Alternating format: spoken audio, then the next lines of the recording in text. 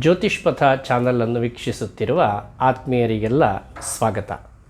ಗುರುಪಥ ಬದಲಾವಣೆ ಈ ಕಾರಣದಿಂದ ವೃಶ್ಚಿಕ ರಾಶಿಯವರ ಮೇಲೆ ಉಂಟಾಗಬಹುದಾದ ಶುಭಾಶುಭ ಫಲಗಳನ್ನು ನಾವು ತಿಳಿದುಕೊಳ್ಳೋಣ.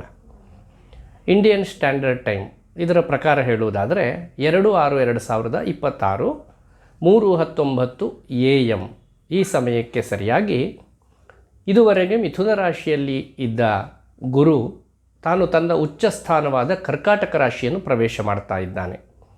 ಅಲ್ಲಿ ಉಚ್ಚ ರಾಶಿ ಸ್ಥಿತನು ಉಚ್ಚಾಂಶವನ್ನು ಪಡೆದಂತಹ ಗುರು ವೃಶ್ಚಿಕ ರಾಶಿಯವರಿಗೆ ಯಾವೆಲ್ಲ ಶುಭಾಶುಭ ಫಲಗಳನ್ನು ಕೊಡ್ತಾನೆ ಇದನ್ನು ನೋಡುವುದಾದರೆ, ಆ ಸಮಯಕ್ಕೆ ಸರಿಯಾಗಿ ಒಂದು ಕುಂಡಲಿಯನ್ನು ಹಾಕಿದಾಗ ಮೇಷ ಲಗ್ನದಲ್ಲಿಯೇ ಅಂಗಾರಕ, ಲಗ್ನಾತ್ ದ್ವಿತೀಯ ಅಂದರೆ ವೃಷಭ ರಾಶಿಯಲ್ಲಿ ರವಿ, ಮಿಥುನ ರಾಶಿಯಲ್ಲಿ ಬುಧ ಹಾಗೂ ಶುಕ್ರರ ಸಮಾಗಮ, ಇದರಿಂದ ಒಂದು ಲಕ್ಷ್ಮೀನಾರಾಯಣ ಯೋಗ ಎನ್ನುವಂಥದ್ದು.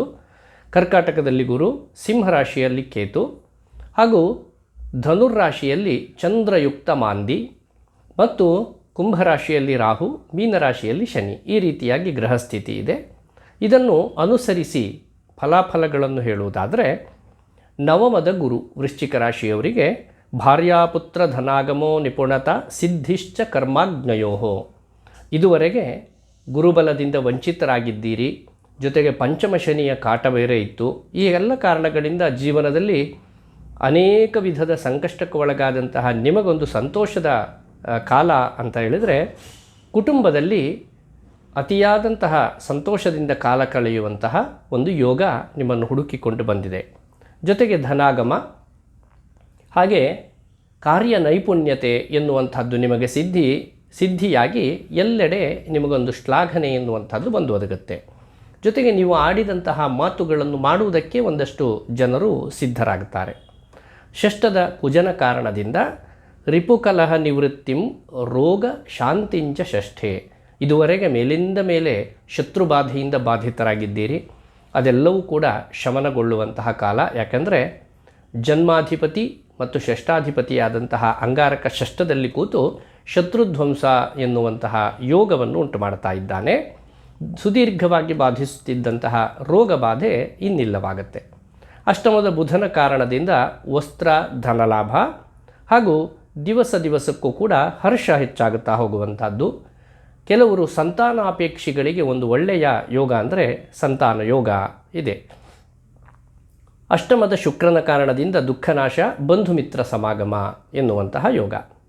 ದಶಮದ ಕೇತುವಿನಿಂದ ಲಾಭವೃದ್ಧಿ, ದ್ವಿತೀಯದ ಚಂದ್ರ ಹಾಗೂ ಮಾಂದಿಯ ಕಾರಣದಿಂದ ಅಂತಃಕ್ಲೇಶ, ಕುಭೋಜನ, ದೇಹಜಾಢ್ಯ ಅಂದರೆ ಊಟ ಮಾಡುವುದರಲ್ಲಿ ಏನಾದರೂ ಸ್ವಲ್ಪ ವ್ಯತ್ಯಾಸ ಆಗಿ ಅದರಿಂದಲೇ ಅನಾರೋಗ್ಯ ಉಂಟಾಗಬಹುದು.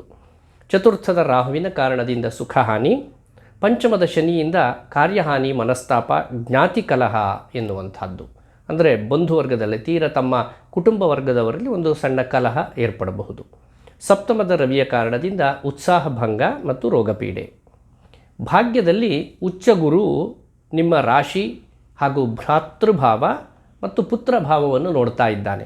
ಇದರ ಕಾರಣದಿಂದ ನಿಮ್ಮಲ್ಲೊಂದು ತೇಜೋವೃದ್ಧಿ ಹಾಗೂ ನಿಮ್ಮ ಸಹೋದರರಿಗೆ ಅನುಕೂಲ ಹಾಗೂ ಸಂತಾನ ಫಲಸಿದ್ಧಿ ಎನ್ನುವಂತಹ ಯೋಗ. ರಾಶ್ಯಾಧಿಪತಿ ಹಾಗೂ ಷಷ್ಠಾಧಿಪತಿಯಾದಂತಹ ಅಂಗಾರಕ ಗುರುವನ್ನು ನೋಡ್ತಾ ಇದ್ದಾನೆ. ಇದರ ಕಾರಣದಿಂದ ರೋಗನಾಶ, ಶತ್ರುಧ್ವಂಸ ಯೋಗ. ತೃತೀಯ ಚತುರ್ಥಾಧಿಪ ಶನಿಗೆ ಗುರುದೃಷ್ಟಿ ಇರುವುದರಿಂದ ಕಪ್ಪು ಪದಾರ್ಥಗಳಿಂದ ಲಾಭ ಹಾಗೂ ವಾಹನ ಸೌಖ್ಯ ಎನ್ನುವಂಥದ್ದು ಉತ್ತಮವಾದಂತಹ ಗುರುಬಲವಿದೆ. ಹೀಗೆ ಶುಭಾಧಿಕ್ಯ ಫಲಗಳನ್ನೇ ವೃಶ್ಚಿಕ ರಾಶಿಯವರು ನೀವು ಹೊಂದುವವರಿದ್ದೀರಿ. ಇರುವಂತಹ ಅಲ್ಪ ಸ್ವಲ್ಪ ದೋಷ ನಿವಾರಣೆಗೆ ಬೇಕಾಗಿ ನಿಮ್ಮ ಕುಲದೇವತಾ ಆರಾಧನೆಯನ್ನು ಮಾಡಿ, ಅದರ ಜೊತೆಯಲ್ಲಿಯೇ ಐಂ ಹ್ರೀಂ ಶ್ರೀಂ ಶ್ರೀ ಲಕ್ಷ್ಮೀನಾರಾಯಣಾಯ ನಮಃ ಎನ್ನುವ ಲಕ್ಷ್ಮೀನಾರಾಯಣ ವಿಶೇಷ ಮಂತ್ರಾನುಷ್ಠಾನವನ್ನು ಮಾಡಿ, ಹೆಚ್ಚು ಸಂಖ್ಯೆಯಲ್ಲಿ ಮಾಡಿ. ಲಕ್ಷ್ಮೀನಾರಾಯಣ ಕ್ಷೇತ್ರ ಸಂದರ್ಶನ, ಅಲ್ಲಿ ವಿಶೇಷವಾದಂತಹ ಪೂಜೆ ಹಾಗೂ ಲಕ್ಷ್ಮೀನಾರಾಯಣ ಹೃದಯ ಪಾರಾಯಣ, ಲಕ್ಷ್ಮೀನಾರಾಯಣ ಹೃದಯ ಹೋಮ ಇತ್ಯಾದಿಗಳನ್ನು ನೀವು ನಡೆಸಬಹುದು.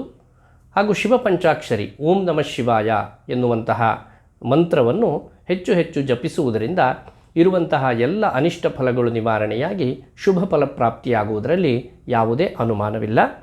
ವೃಶ್ಚಿಕ ರಾಶಿಯವರಿಗೆ ಭಾಗ್ಯಕ್ಕೆ ಬರುತ್ತಿರುವಂತಹ ಗುರು ಅಧಿಕ ಭಾಗ್ಯವನ್ನು ಕೊಡಲಿ ಎನ್ನುವುದಾಗಿ ಹಾರೈಸ್ತೇನೆ. ಧನ್ಯವಾದಗಳು. ಶುಭವಾಗಲಿ.